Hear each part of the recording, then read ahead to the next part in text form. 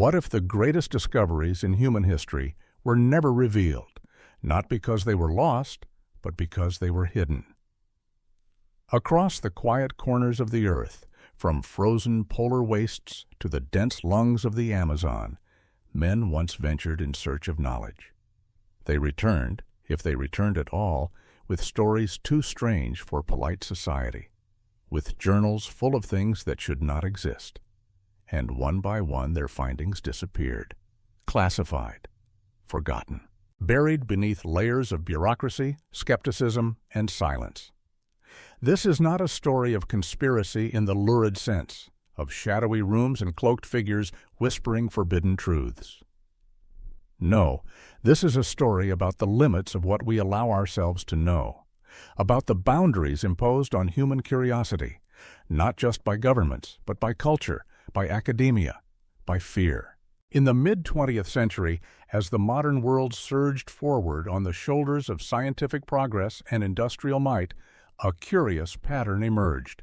Explorers and scholars, many of them decorated and respected, began to vanish from public record, not in body, but in legacy. Their names remained, but their most extraordinary work, their most daring conclusions, were omitted from textbooks and scientific journals. Their expeditions were reframed as failures or footnotes. Their discoveries, if acknowledged at all, were reclassified as myth, misinterpretation, or madness. But the evidence was never truly erased. Satellite images show impossible geometries buried beneath ice and forest. Declassified memos hint at findings that defy conventional chronology. And in the notebooks left behind by the brave, by those who dared to believe their eyes, a different version of history begins to take shape. One in which ancient civilizations knew the stars more intimately than we do now. One in which polar regions held cities before the continents we know today had names. One in which technology, real technology, may have flourished and perished countless times, each time leaving behind faint echoes. And perhaps that is what frightens us most. The idea that progress is not a straight line, that our modern world may not be the apex, but merely one of many crests in a vast ocean of time. This journey, this 14-part chronicle, is not a declaration of truth, but an invitation. To look again, to consider the explorers who went missing not only from maps, but from memory. To ask why. We begin at the edge of the world, Antarctica, where in 1947 Admiral Richard E. Byrd claimed to see what no man should see. A valley of warmth in a kingdom of ice, stone buildings untouched by time, technologies that hummed with energy while the polar wind howled overhead. Officially, it was called Operation High Jump, a mapping mission. But those who were there remember something else. They remember the hum of buried machines. They remember symbols no linguist could translate. And they remember the silence that followed, orders to forget, and lives lived in quiet exile. This is not just the story of 10 expeditions. It is the story of what it means to forget, and what it costs us when we do. So come with us, back through the ice, into the jungle, across the burning sands and the frozen tundra, into libraries carved in rock and chambers sealed with time. Let us ask together, what have we lost, and what might we find if we only dared to look again? It began with a simple flight over a white, endless world. On February 19, 1947, Admiral Richard E. Byrd piloted his aircraft deep into the Antarctic interior, far beyond where maps dared go. What was meant to be a routine aerial reconnaissance turned into something else, something unexplainable. The skies were calm, the instruments steady, until suddenly they weren't. The compasses spun wildly, radio signals vanished into static.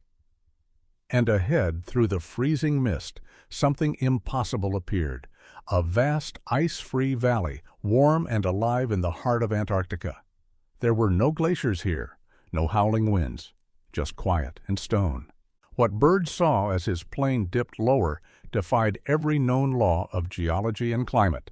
Ancient stone structures, not crumbling ruins but precisely cut buildings, stretched out beneath him, etched with intricate patterns, illuminated by a light that didn't come from the sun. These were not shelters cobbled together by primitive hands. They were engineered. Massive stone blocks, fit so tightly together that no mortar was needed. Some glowed faintly with heat, melting the ice around them. Devices, metallic and humming, were embedded into the walls. Hieroglyphs covered every surface. Not Egyptian, not Mayan, but something entirely unfamiliar, bearing a logic that spoke of stars, of orbits, of technology we still cannot name. When Byrd returned, he was not met with acclaim. He was met with silence. Military officials debriefed him behind closed doors. The photographs vanished. His diaries were sealed, his team scattered across unrelated assignments. The mission was labeled top secret. Officially, they were just testing equipment in cold weather. Unofficially, something had been found that should not exist. Years later, fragments of Byrd's personal journal surfaced. Copies passed through private hands, entries scribbled in shorthand. They told of warmth beneath the ice, of machines that made no sound, of knowledge carved in stone that no human could yet decipher. And then, nothing. No follow-up expedition, no open discussion, just treaties, declarations that made vast swaths of Antarctica off-limits to all but a select few. Even now, satellite imagery shows geometric anomalies buried under the ice, right where Byrd described. And still, the area remains restricted, for scientific purposes, we're told. But if there is a science being practiced there, it is not one the public is allowed to know. Why would such a discovery be hidden? Perhaps because it rewrites the story of civilization. Perhaps because it suggests that humans, or someone else, built with knowledge far beyond what we believed possible in the distant past. Or perhaps because knowing that such a thing exists forces us to ask what else might be buried in the cold places of the earth. What if progress is not linear? What if we are not the first to build, to calculate, to fly? In that quiet, ice-bound valley, one truth echoes: the past may be far stranger and far older than we ever imagined. And Admiral Byrd, silenced and surveilled, may have seen the first crack in the illusion of our known history. The question is no longer whether something is hidden beneath the ice. The question is, why are we so afraid to see it? The rainforest swallowed them whole. In 1925, British explorer Colonel Percy Fawcett set off into the Amazon basin with a singular obsession, a lost city he called Z. A place whispered of in Portuguese colonial records and indigenous stories alike. A city of stone roads and towering structures hidden deep in the green maze of the jungle. He was joined by his son, Jack, and a small team. They carried maps, cameras, and faith, not just in finding the city, but in reshaping the history of the Americas. And then, nothing. They vanished without a trace. For decades, Fawcett's final journey was treated as a tragic tale of ambition and folly. An explorer undone by arrogance, a cautionary legend. But in the shadows, a different story persisted. Fawcett's dispatches, recovered from indigenous messengers before the communication ceased, painted a different picture. He spoke of vast earthworks sculpted into the terrain, of causeways and canals, of land engineered to support hundreds of thousands of people. He described urban layouts, complex agriculture, and metallurgy more advanced than anything seen in the Americas at that time. The soil, he wrote, wasn't natural. It was crafted, terra preta, rich black earth with fertility that defied the natural decay of rainforest conditions, and the metals, light, strong, resistant to corrosion.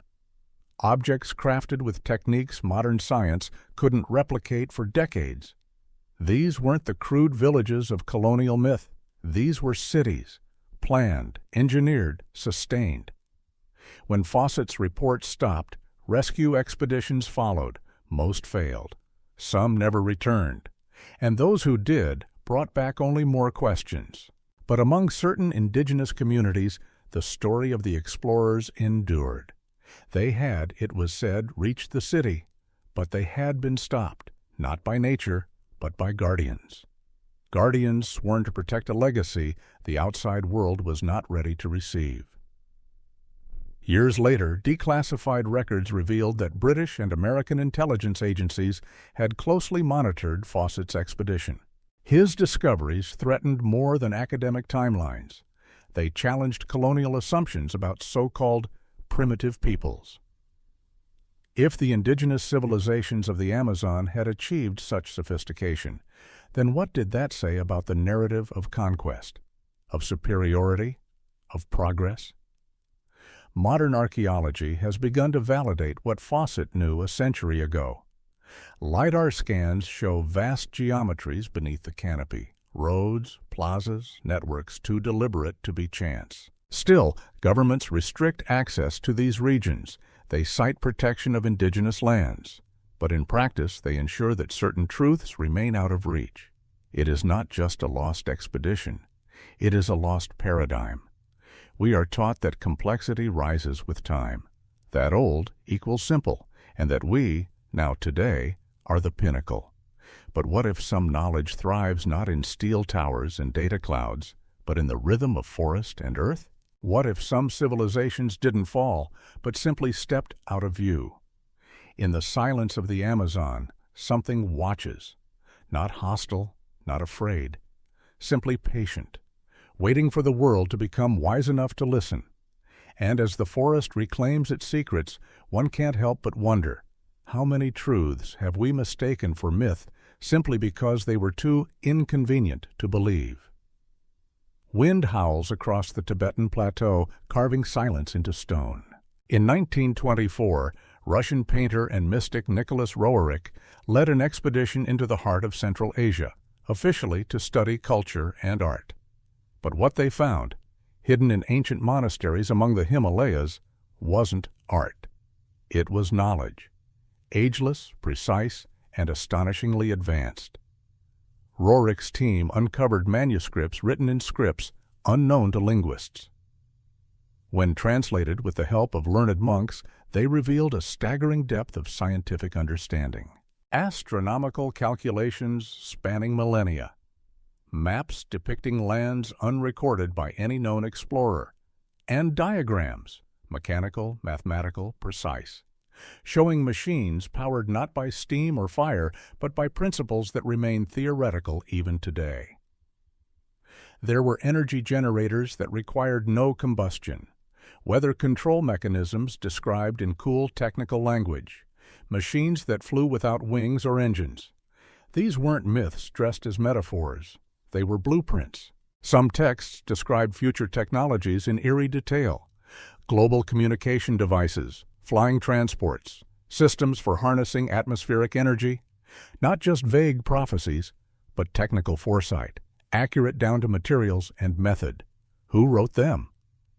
The monks claimed these teachings came from civilizations that predated the known rise of human history, cultures that flourished, fell, and were remembered not in public monuments but in guarded scrolls passed down in silence. When Soviet authorities learned of Roerich's discoveries, the response was immediate. The manuscripts were seized. The team silenced. Roerich, once publicly celebrated, was placed under permanent watch. The most valuable texts disappeared into secure facilities. Soviet scientists spent decades attempting to decode the knowledge, but the materials required to build what the diagrams described didn't yet exist, and perhaps they still don't. In recent years, researchers examining Roerich's private notes have uncovered references to even deeper revelations.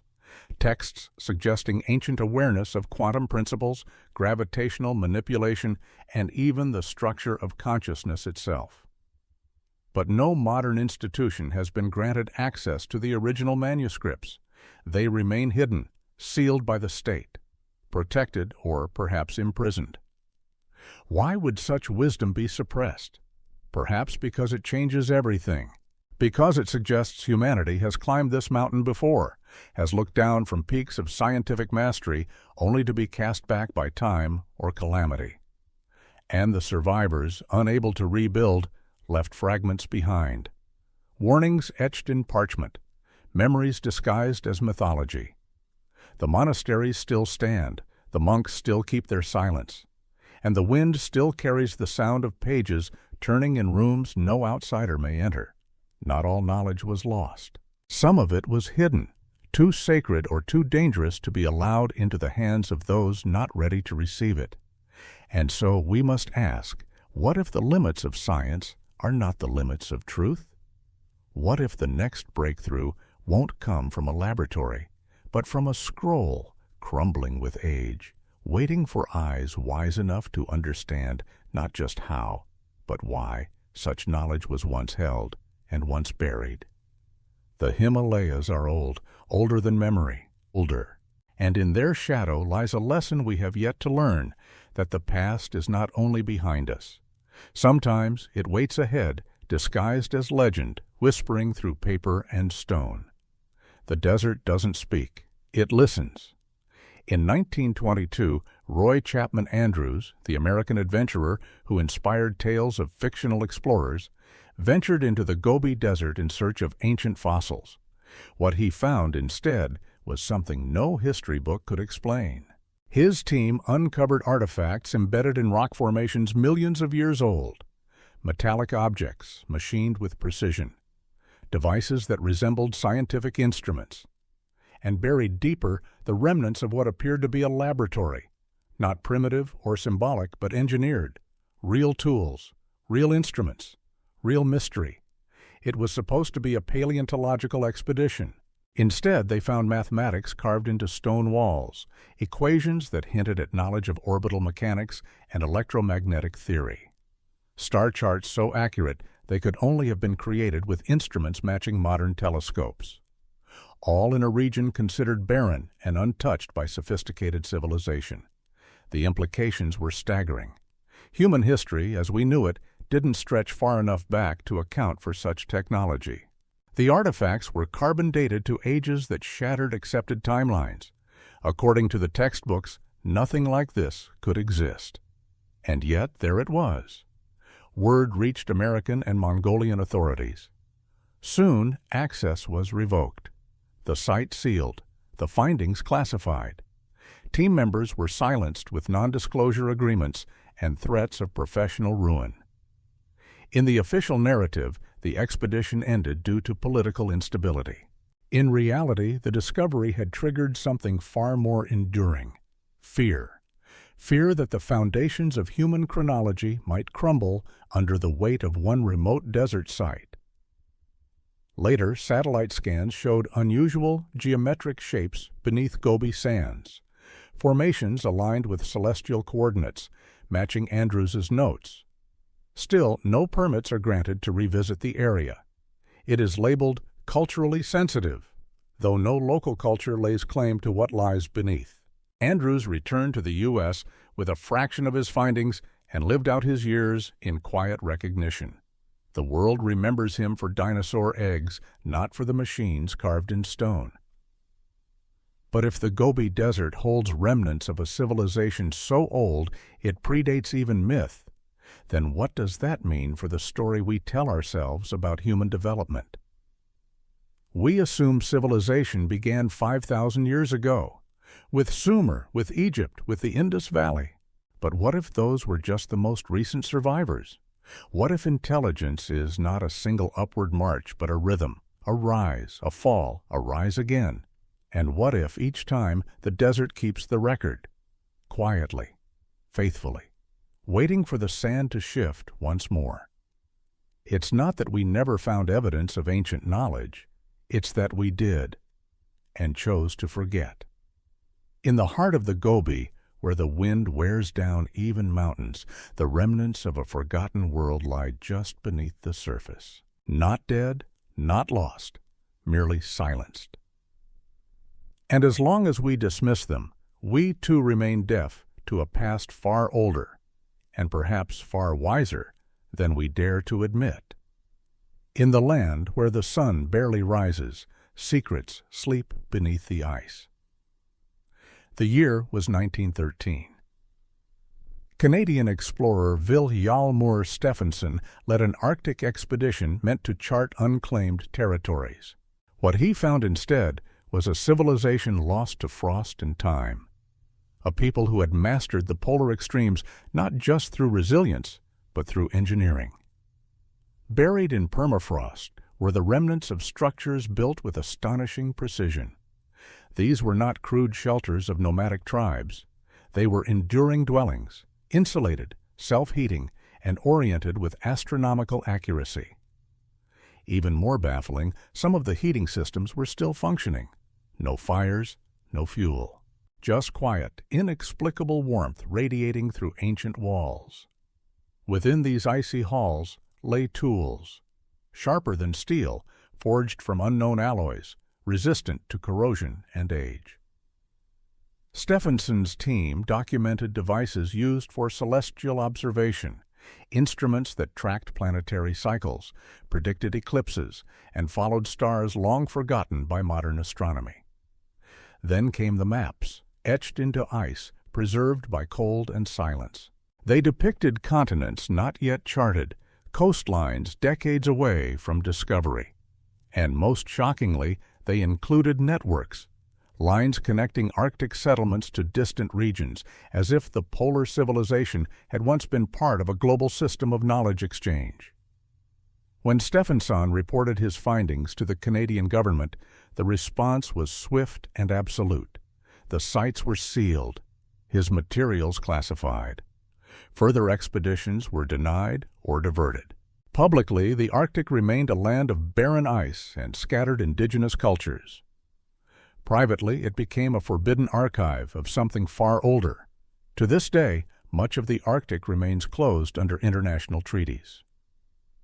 Satellite images show strange anomalies beneath the ice, geometric patterns, subsurface voids, and thermal signatures in uninhabited zones. But independent access is impossible. The reasons given are environmental, political, procedural. The truth, perhaps, is that we are not ready to confront what might be revealed. If humans once thrived in polar conditions using technology that defies modern understanding, then our assumptions about the past must shift. Civilization, it seems, is not bound to latitude or climate. It is bound only by memory, and by what we are willing to see. What happened to these Arctic architects? Did they migrate, vanish, or succumb to some forgotten cataclysm? Were they ancestors of people we still call primitive, without ever imagining their heritage? We often mistake loss for absence. We assume that if we don't see it now, it never existed. But the Arctic doesn't forget, it preserves. Every snowfall is a page in a book we stopped reading. Every frozen ruin is a chapter we refused to believe. And maybe, just maybe, the key to our future, to sustainable living in extreme environments, to clean energy, to climate resilience, has already been written in ice. Waiting not for discovery, but for remembrance. In the silence of the far north, where breath crystallizes and time slows, the ghosts of engineers and astronomers may yet whisper to those brave enough to listen. Not everything buried is dead. Some truths are simply waiting for the thaw. The sea has always kept its secrets, vast, patient, and indifferent. In 1947, Norwegian explorer Thor Heyerdahl set out across the Pacific on a fragile balsa wood raft named Kon-Tiki. His goal was to prove that ancient peoples could have crossed oceans long before modern navigation. What he didn't expect was to stumble upon the echoes of something far more profound, a vanished maritime civilization that seemed to have mastered the seas with a sophistication lost to time. During the voyage, Heyerdahl's team encountered island communities whose oral histories spoke of skyboats and fire ships, vessels that could fly or travel beneath the waves. These weren't just myths or allegories, but detailed accounts of navigation techniques, star charts, and ancient trade routes spanning thousands of miles. On isolated, uninhabited islands, the team found massive megalithic structures, some buried in jungle, others half submerged by the ocean. The stones were carved with knowledge. Solar alignments, tidal calendars, and seismic shock absorption features more advanced than contemporary engineering. Even more baffling were navigational devices, compact tools that calculated stellar positions with uncanny accuracy. They didn't rely on compasses or maps, but on an intimate understanding of the stars and the shape of the Earth. The mathematics behind them hinted at spherical trigonometry and oceanographic modeling long before those fields were formally defined. Islanders told stories of metal ships and great fleets that once connected Polynesia to the Americas, Asia, and beyond, not as fiction, but as memory, cultural memory, passed from generation to generation, long after the boats had rotted and the cities had sunk. Heyerdahl recorded it all. He tried to publish, to follow up with new expeditions, but academic institutions pushed back. Funding dried up. Colleagues distanced themselves. The parts of his work that fit within acceptable theory were preserved, the rest ignored, dismissed, or ridiculed. The idea that ancient humans could have crossed oceans and maintained global contact didn't align with established narratives. It threatened the timeline. It disrupted the myth of isolated civilizations evolving separately. But the sea doesn't respect borders. It carries ideas, dreams, and driftwood, and sometimes it carries truth.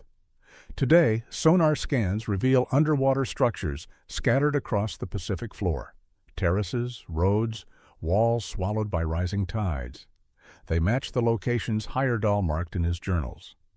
Yet no formal investigations follow. Permits are denied. Research is quietly shelved.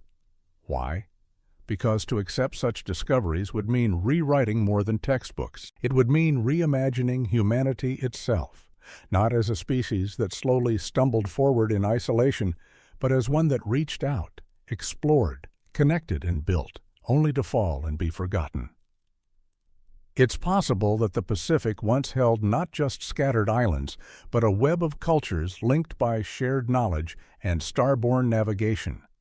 A lost sea civilization, sophisticated enough to span continents, erased not by ignorance, but by rising waters and academic denial. The ocean doesn't speak, but it remembers. And perhaps one day, when we finally listen without prejudice, we'll hear what it has to say. That our ancestors weren't merely survivors of their environments. They were masters of them. And they crossed the world long before we thought possible, leaving behind stories in stone, current, and sky. Sand buries many things: time, memory, and sometimes truth. In 1933, French archaeologist Henri Lotte ventured into the Sahara's Tassili-Niger plateau, expecting to document prehistoric rock art. What he uncovered instead was a gallery of images so precise, so impossibly advanced, they seemed to belong not to the past, but to a future we had yet to reach. On the rock walls, figures in suits, not skins, operated what appeared to be complex machinery. Apparent aircraft hovered beside towering structures. There were images of objects that resembled vehicles, propulsion systems, and flying discs, drawn with symmetry and detail that defied the notion of primitive imagination. Skeptics would later call them anthropomorphic abstractions. But for Lotte and his team, the consistency and clarity of the depictions suggested otherwise. These weren't symbols. They were records. Further excavation revealed something even more startling: the remnants of buried cities beneath the dunes. Foundations of buildings constructed with geometric precision. Water management systems, aqueducts, cisterns, hydraulic lifts, all engineered to harness and redirect scarce desert water. There were signs of metalworking, advanced ceramics, and materials that defied explanation.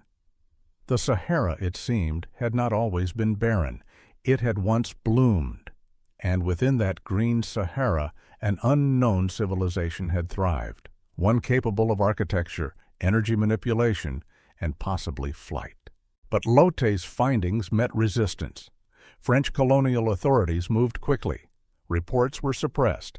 Access to sites was restricted. The most significant artifacts vanished into sealed archives. Why? Because the implications undermined everything. If sophisticated societies had risen in Africa long before recorded history, then the colonial narrative of primitive peoples fell apart. The myth of Europe as the cradle of science and order would fracture. And so the desert was allowed to reclaim the evidence. The cities sank back into sand. Today, satellite imagery reveals vast rectangular patterns under the dunes, linear formations, grids, not the work of wind or chance, but of planning, deliberate, intelligent design. Yet access remains tightly controlled. Official reasons cite preservation, but preservation without study becomes a form of erasure. We often think of deserts as voids, but what if they are vaults, not empty, but full of secrets we choose not to excavate? The Sahara may hold the memory of an African civilization so advanced it challenges the entire arc of accepted human development. A civilization that understood balance, water, heat, power, and perhaps even the sky itself. What if the mythologies of ancient Egypt and sub-Saharan Africa are not echoes of fantasy, but faded memories of a golden age long buried? What if our ancestors left us messages in stone, only to be silenced by sand and by institutions afraid of their meaning? We speak of rewriting history as if it were a choice, but sometimes history rewrites us.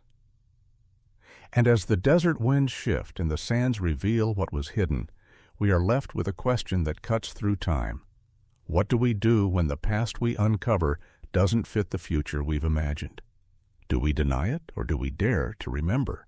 High above the world, where the air thins and time feels suspended, an encounter unfolded, one too strange to be fiction, too troubling to become fact.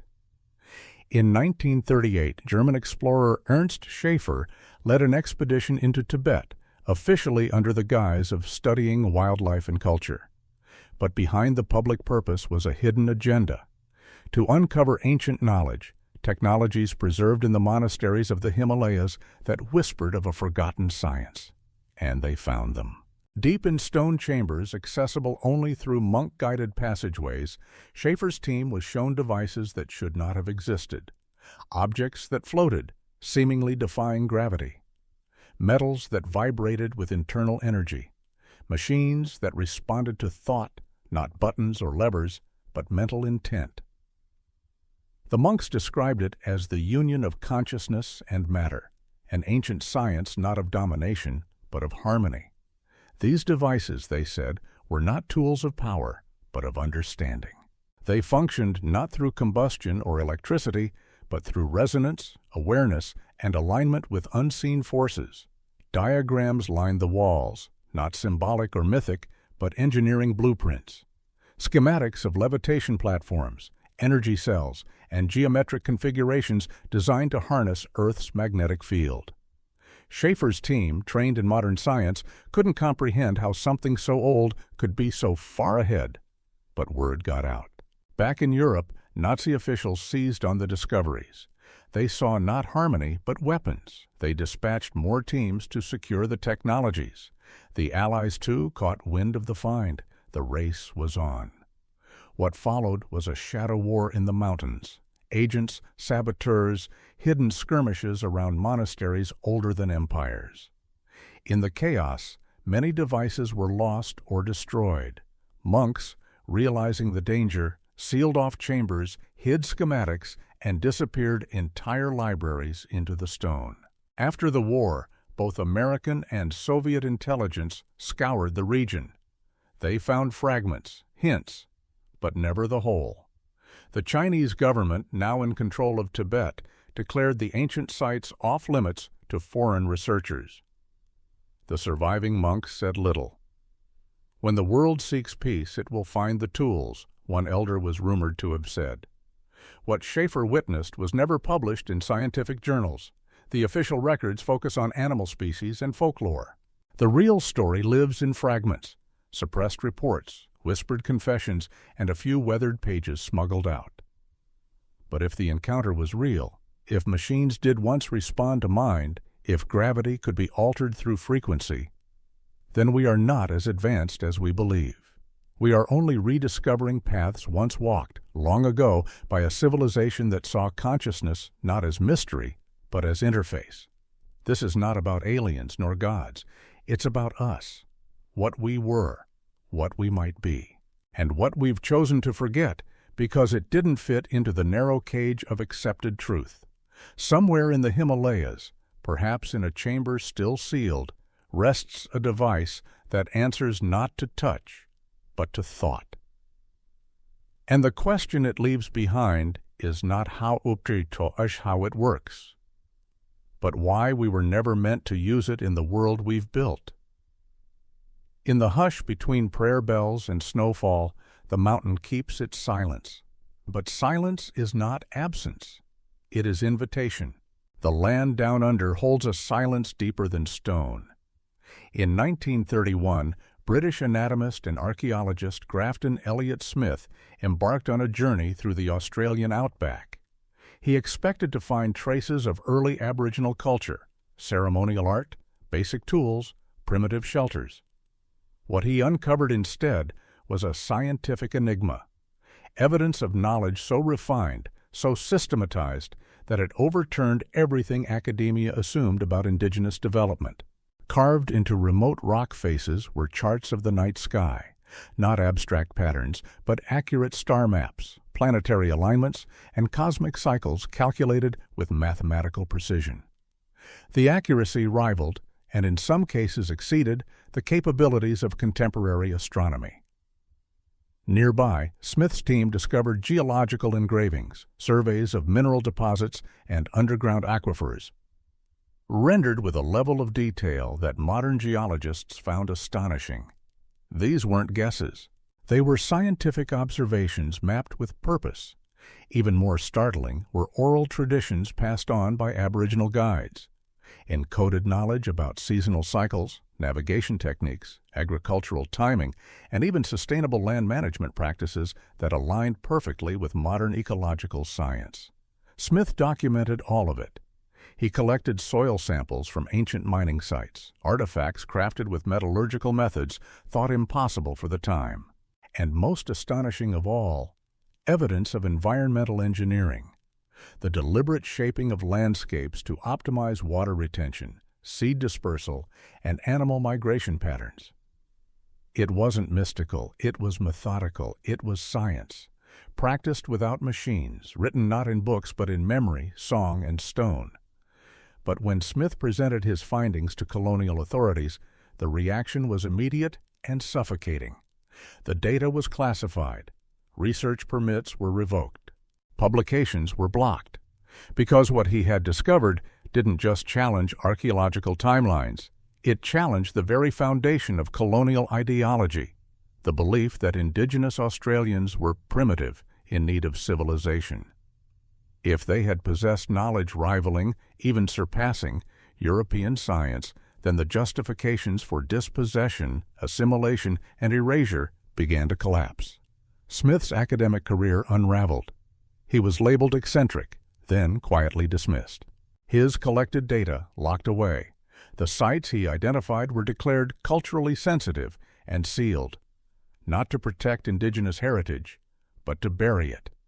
In time, only fragments remained, whispered among certain scholars, preserved in songlines that still trace across the land, maps, formulas, libraries, encoded in rhythm and sound. Today, some modern scientists have begun to validate what Smith saw. Astroarchaeologists confirm the celestial accuracy of ancient Aboriginal observatories. Ecologists recognize that fire stick farming, once dismissed, is a form of complex ecological management, and yet the full scope of Aboriginal science remains hidden beneath the official silence, not because it is unknown, but because it was inconvenient. The Australian blackout wasn't just the suppression of archaeological findings. It was a denial of an entire worldview, one where humans live not in dominance over nature, but in dialogue with it, one where knowledge is not hoarded, but shared in breath, step, and story. What if we've confused modernity with mastery? What if the future we seek, sustainable, balanced, resilient, has already been lived long ago by people we refuse to see? Beneath the red dust and the open sky, wisdom still waits, not lost, just unheard. And the question is not whether we can rediscover it. The question is, will we listen this time? Deep within the dense green chambers of Palenque, the past whispers in stone. In 1952, Mexican archaeologist Alberto Ruiz Luillier descended into the Temple of the Inscriptions, uncovering the magnificent tomb of Pacal the Great. But the sarcophagus was only part of the story. What lay around it, and within it, challenged everything archaeology had assumed about the Maya. Amid the ceremonial art and funerary carvings were objects that did not belong to any known ritual context. Precision-machined components, gears, metal fixtures, crystalline fragments were discovered sealed within the chamber walls. To some, they resembled machinery. Others dismissed them as symbolic. But their metallurgy told a different tale. Alloys far more advanced than anything attributed to pre-Columbian America. Nearby, Ruiz documented strange devices etched into stone panels, objects resembling calculators, astrolabes, even energy cells. One mechanism, still faintly warm to the touch after centuries underground, suggested a form of self-contained power. There was no combustion, no wiring, just resonance, frequency. A quiet hum. Most remarkable of all were the carved diagrams, not mythic or religious, but technical. Astronomical cycles plotted with precision, orbital mechanics, planetary eclipses. The Maya had long been known for their calendar, but this went further. It suggested not just observation, but computation. The Maya weren't stargazers, they were engineers of time. Ruiz attempted to publish these findings. Some of his work appeared in academic circles, the safe parts. The rest was quietly dismissed, misfiled, or absorbed into museum archives without explanation. The Mexican government, wary of international interference, classified several key artifacts and restricted excavation of nearby sites. Why? Because the implications extended beyond archaeology. If the Maya developed energy systems, computational tools, and engineered materials far beyond their presumed capabilities, then our entire understanding of civilizational development had to be rethought. No longer could the Maya be confined to the role of exotic astronomers or ceremonial builders. They became something else, a high-tech civilization whose knowledge rivaled, and in some cases prefigured, our own. Even now, attempts to revisit the more controversial aspects of Ruiz's discoveries are blocked under the guise of preserving sacred indigenous heritage. But the true motive may be simpler, fear of what we'll find if we look too closely. Because if the Maya reached a technological zenith, then collapsed or vanished, we must ask, why? Was it war, ecological disaster, or something more profound? A decision to walk away from a power they deemed too dangerous to sustain. Perhaps their energy systems were clean. Their timekeeping not superstition, but a map of cosmic rhythms we've forgotten. Perhaps they knew when to stop, when to let go. And perhaps, just perhaps, they left their greatest achievements not in machines, but in messages, encoded in temples and stars, waiting for a species wise enough to understand. Palenque still stands. The jungle creeps in. The tomb sleeps. But under layers of moss and silence, the truth pulses, waiting, not just to be uncovered, but to be heard. Because the question isn't whether the Maya were advanced. The question is, why did we choose not to remember? There are maps we were never meant to see. In 1931, French archaeologist Henri Lotte was not the first to trek into the Sahara in search of ancient wisdom. But it was in 1933 that he led an expedition deeper than before, beyond the reach of caravan routes into the sun-blasted silence of the desert's ancient heart. What he uncovered was not just art on stone walls, but a record, visual, technical, and impossible. Etched into cliff faces in the Tassili Niger were depictions that defied historical logic. Human figures in aerodynamic suits, complex control panels, and machines that resembled aircraft or spacecraft. The scale, consistency, and repetition of these images left no doubt. They weren't random or symbolic. They were deliberate. And then came the buried city. Beneath shifting dunes, Lote's team unearthed remains of an engineered settlement. Stone buildings with right angles, multi-story construction, ventilation systems, and channels that once moved water across miles of desert. The irrigation designs were not makeshift. They were advanced, capable of sustaining agriculture in a climate now thought inhospitable. Among the artifacts were fragments of tools and alloys that did not match any known ancient metallurgy. Devices with interlocking parts, seamless joints, and materials resistant to both corrosion and time. The Sahara, it turned out, had not always been dry. Geological evidence confirms it was once a green, thriving region. And when it was, a civilization had risen, one not only capable of surviving in the desert, but of mastering it. But as quickly as Lot reported his findings, they vanished into silence. French colonial authorities took control of the site. The more sophisticated artifacts disappeared. The city was reburied under the official language of protection. Lot was discouraged from further excavation. His most controversial notes were never published. Why? Because the implications were too dangerous. If Africa had birthed a technologically advanced civilization before Egypt, Greece, or Rome, then everything, every hierarchy, every myth of European superiority would be upended. Better then to pretend the desert was always empty. Today, modern satellites reveal structured anomalies beneath Saharan sand, patterns that suggest roads, buildings, and intentional design. And still, access is denied. Researchers are told to stay away, often under the guise of national security or cultural preservation. But the truth may be simpler. There are those who fear what acknowledgement would require, because to recognize such a civilization isn't just to rewrite a chapter of history. It's to confront a deep-rooted blindness, to admit that intelligence, innovation, and science were never exclusive to one continent, one skin color, or one flag. They belong to humanity. What if the desert is not a void, but a veil? What if beneath every dune lies a lesson not just in technology, but in humility? That greatness has no borders, and that the sands which erase history do so only because we choose not to dig? The Sahara speaks softly now, but wind uncovers stone.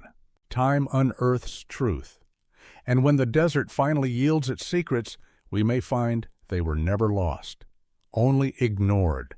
And the greatest sin wasn't that they were buried, but that we refused to believe they ever existed at all. There are places where silence feels intentional, like a breath held for centuries.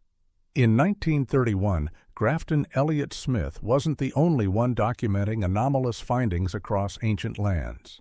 But in that same year, another expedition quietly unfolded, far from deserts, mountains, or oceans, deep within the forests of Central America. Not officially sanctioned, rarely spoken of, it would culminate in a discovery so profound that its details remain buried to this day. At a remote temple site in modern-day Honduras, a small, independent team of archaeologists stumbled upon something extraordinary: an underground vault beneath a collapsed pyramid. Inside, encased in a chamber untouched for centuries, were artifacts unlike anything they had seen in Mesoamerica. Not ceremonial, not symbolic, but mechanical, copper discs lined with symmetrical grooves, hollow rods fitted with crystalline cores. Even stranger were stone panels that responded to heat, changing color, revealing hidden inscriptions when touched by flame. The writings weren't Maya glyphs. They weren't Olmec or Zapotec either. They belonged to no known linguistic system. At the chamber's center was what appeared to be a generator, a cylindrical structure, part crystal, part unknown metal, that resonated with a faint hum when approached. Some described it as a frequency emitter, others a power source. It emitted no light, only vibration. And the walls told a story. In relief carvings so fine they seemed etched by laser. Scenes unfolded of sky vessels, spiral towers, and energy flows through human bodies. They depicted not gods but engineers, not rituals but schematics. Local villagers had long referred to the place as the temple that sleeps. They said it was not meant to be opened until the world was ready. When the team tried to remove one of the devices, a series of quakes shook the region. They fled. The vault was resealed. Word spread, quietly, quickly. Within weeks, official forces arrived. The site was secured, sealed, and erased from maps. Those who spoke too freely were silenced or discredited. And just like that, it was gone. Not because it was a hoax, but because it was too real, too disruptive, too complete. Because if it were acknowledged, we would have to confront the possibility that the ancient Americas weren't a land of superstition and sacrifice alone, but of resonance, light, and energy, that the knowledge encoded in stone and spirit had reached heights we still struggle to imagine. There are whispers that the device, or others like it, still function. That similar instruments have been found in other ruins, hidden in plain sight, dismissed as ritual objects. But the technology is not lost. It is dormant, waiting, and the question it raises is no longer, did it exist, but why did it stop? Did the civilization self-destruct? Did it transcend? Or did it, like the vault, simply go quiet, shielding itself from a world not yet wise enough to wield its gifts? In the jungles of Central America, under vines and moss and centuries of forgetting, something ancient pulses still. It is not a ghost. It is memory, preserved in vibration. And as we circle ever closer to rediscovering what was once known, we must ask, are we the inheritors of their brilliance, or merely echoes? And if we listen carefully, will the past speak once more? Or are we still too loud with our certainty to hear? The deeper we look into the past, the more it begins to resemble the future. Across deserts and glaciers, jungles and mountaintops, 10 expeditions set out in search of answers, and returned, when they returned at all, with questions that shattered the foundation of everything we thought we knew. They found machines buried beneath ice, power sources humming in silence, cities swallowed by forest and sand, and languages etched in stone that whispered of energy, time, and thought. They uncovered calendars more accurate than atomic clocks, instruments that navigated the stars without moving parts, and civilizations that rose and fell before history dared open its eyes. And yet every time, without exception, the findings were hidden, sealed in archives, declared classified, vanished beneath bureaucratic phrases like cultural sensitivity or geopolitical stability. But the pattern is unmistakable. When explorers discover the extraordinary, when they stumble upon technologies that rewrite the human story, their work is not celebrated. It is buried. Because to acknowledge these truths means accepting that we are not the first to rise, that our modern civilization is not the culmination, but perhaps only the latest cycle, that others came before, climbed higher, fell harder, and left behind echoes for those who dared to listen. This is not about proving conspiracy. It is about confronting complexity. It is about recognizing that history is not linear, not a straight march from cave to cosmos, but a tide. It rises, it recedes, and with each pulse, knowledge is gained, lost, and sometimes found again. Perhaps the real reason these discoveries remain hidden is not power or control.